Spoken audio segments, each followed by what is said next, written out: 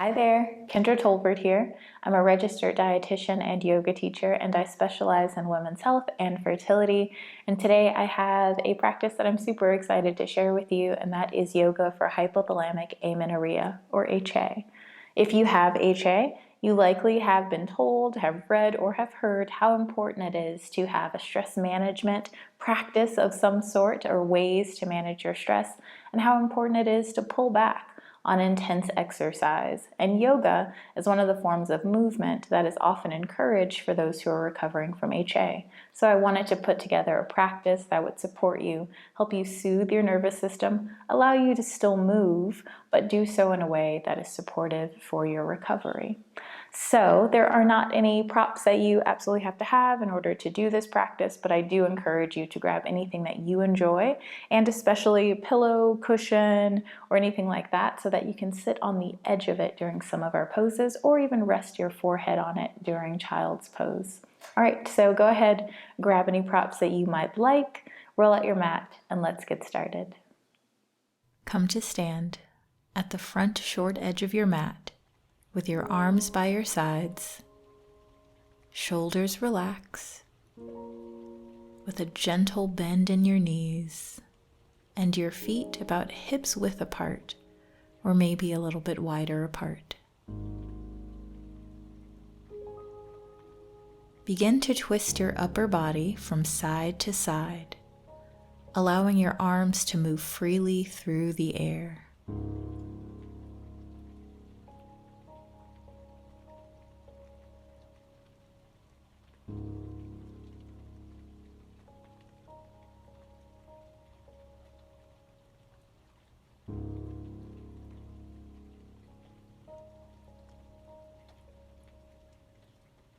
Begin to slow down the speed of your twists, making them smaller and smaller and smaller until you are completely still.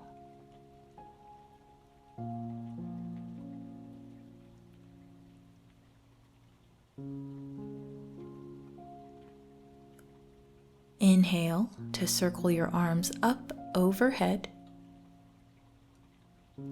Exhale, circle your arms down as you come into a forward fold.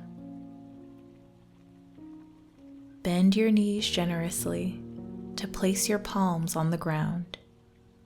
Then make your way onto your hands and your knees.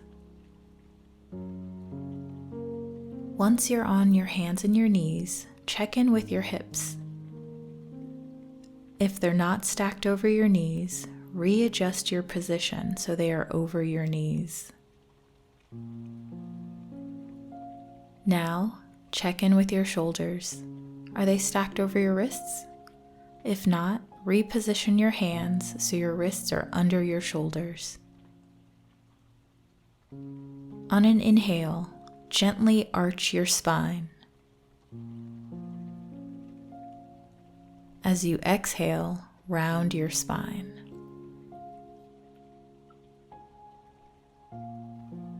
Inhale to arch. Exhale to round. Inhale, arch. Exhale, round. Continue moving through these two poses at your own pace, allowing your breath to guide you.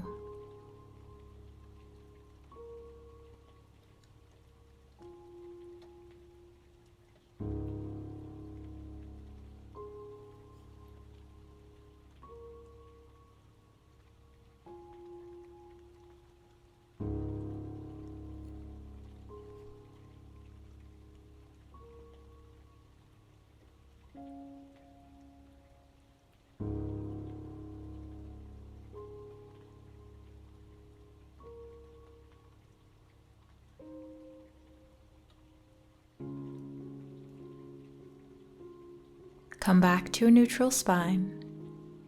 Place your big toes together. Bring your knees out as wide as your mat. Press your hips back towards your heels and walk your hands forward as you lower your forehead and torso down towards the mat. Feel free to place a prop under your forehead if that feels good to you.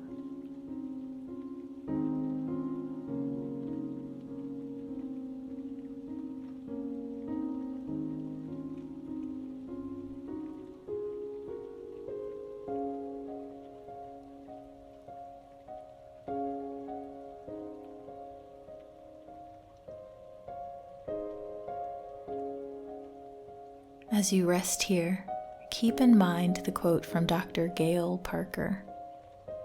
Just because you're not doing anything doesn't mean nothing is happening.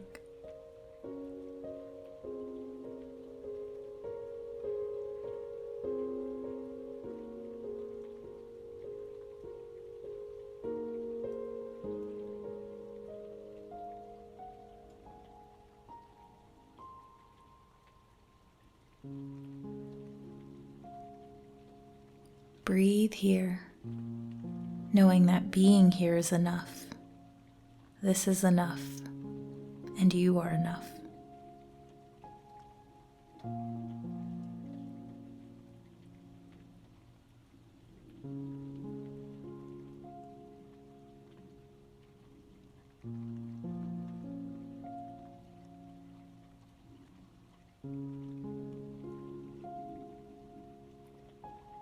Slowly, come back up to your hands and your knees, hands under shoulders and knees over hips. Curl your toes under, walk your hands forward as you lower your head towards the mat, hips remain high. Allow your hips to shift back just a bit to provide some counterbalance. Notice if that feels more comfortable than allowing your hips to be right over your knees.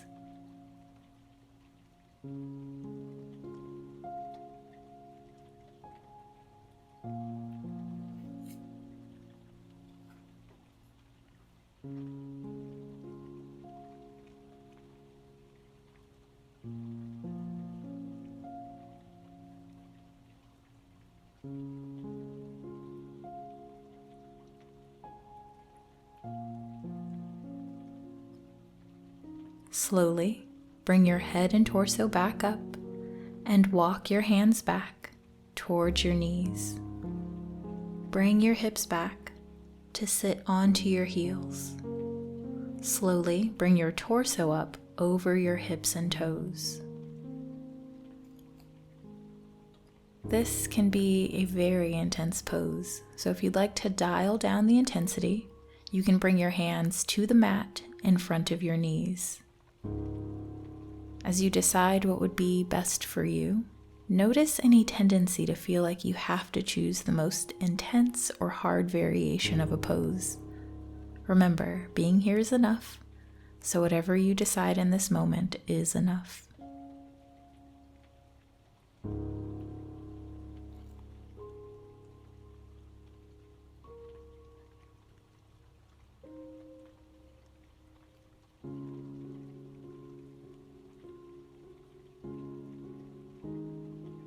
If your hands are not already on the mat, go ahead and place them on the mat in front of your knees, uncurl your toes, take a seat, and bring your legs out in front of you. With your legs outstretched in front of you, lean back onto your elbows. Shake out your legs and your feet.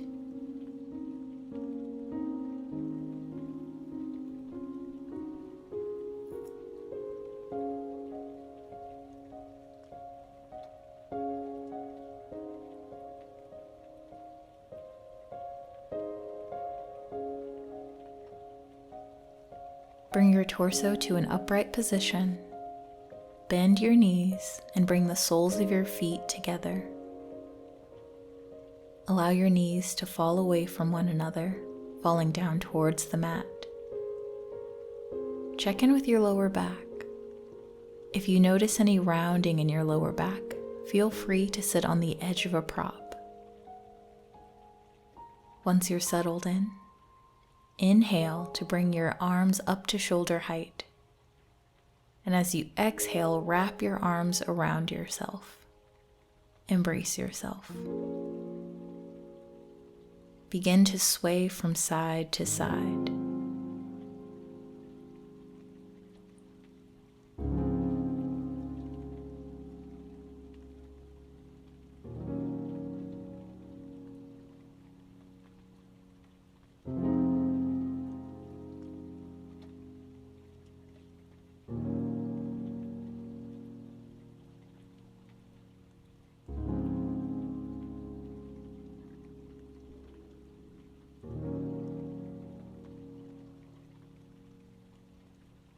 Come back to center, then release your arms down by your sides. Bring the soles of your feet to the mat, knees still bent. If you were using a prop, go ahead, remove it, and move it off to the side. Then lie back and allow your knees to fall in towards each other as you walk your feet out as wide as the mat. If it feels good and comfortable to you, I invite you to place one hand at the center of your chest and the other on your lower abdomen. Rest here.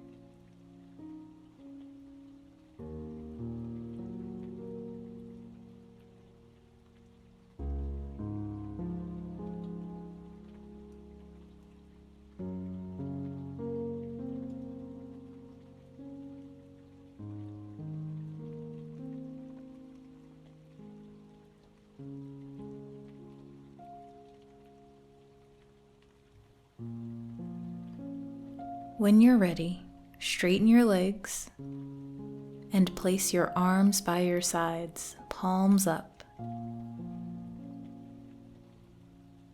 Allow your muscles to melt into the mat. Rest here.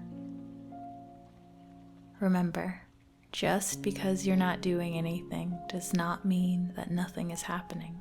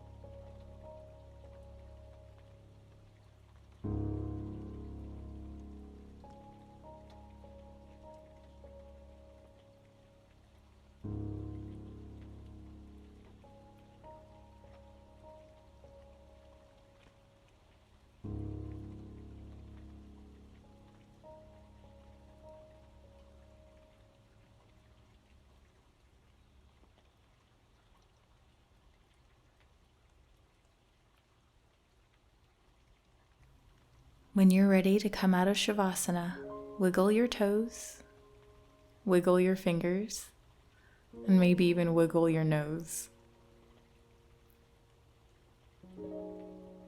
Bend your knees, then roll over onto your side. Slowly press yourself up and come into a comfortable cross-legged position.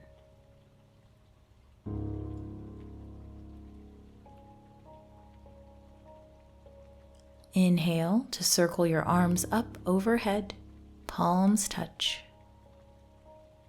Exhale, bring your hands to the center of your chest.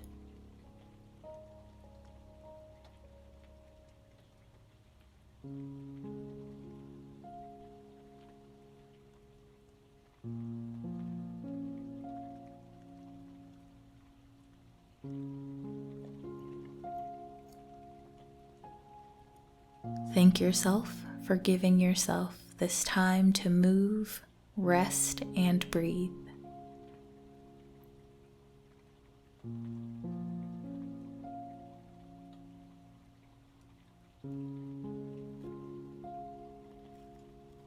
And I thank you for allowing me to guide you in today's practice.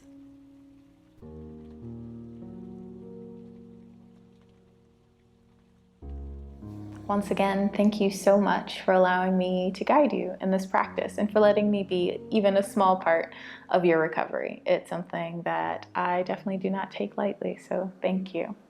One thing that I'm going to ask you to do for me, if you enjoyed this video, is hit the like button. Super simple.